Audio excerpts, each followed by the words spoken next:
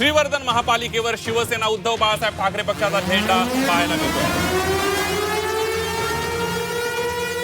मोठी बातमी आपण पाहतोय। यावेळी नगराध्यक्षपदी शिवसेना उद्धव बाळासाहेब ठाकरे पक्षाचे अतुल चोगले विजयी झालेले आहेत। श्रीवर्धन नगरपालिकेचं हे चित्र आपण सध्या पाहतोय। श्रीवर्धन नगरपालिकेवर शिवसेना उद्धव बाळासाहेब ठाकरे पक्षाचा झेंडा। नगराध्यक्षपदी शिवसेना उद्धव बाळासाहेब ठाकरे पक्षाचे अतुल चोगले विजयी झालेले आहेत। राष्ट्रवादीच्या जितेंद्र सातनाक यांचा पराभव झालेला आहे। अगदी श्रीवर्धन मध्ये सुनील तटकरे यांना हा धक्का मानला जातोय, कारण सुनील तटकरे यांच्या होम ग्राउंडवरच आपल्याला या ठिकाणी सुनील तटकरे यांना धक्का बसलेला पाहायला मिळतोय। रुबीन, राष्ट्रवादीच्या जितेंद्र यांचा यावेळी पराभव झालेला आहे। जितेंद्र सातनाक यांचा हा पराभव झालेला आहे। ही सगळ्यात मोठी बातमी आपण पाहतो आहोत।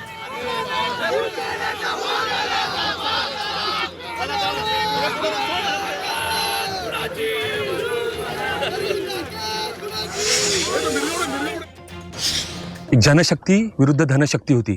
आज धनशक्ती हारलेली आहे। पैशाचा महापूर आला होता, करोडो रुपये खर्च केले गेले, परंतु जनतेने पैशाला जुमानलं नाही। आज श्रीवर्धनची 13,000 जनता आहे, 8,500 वोटिंग झालेलं आहे। त्या संपूर्ण 13,000 जनतेचा मी शतशः ऋणी आहे।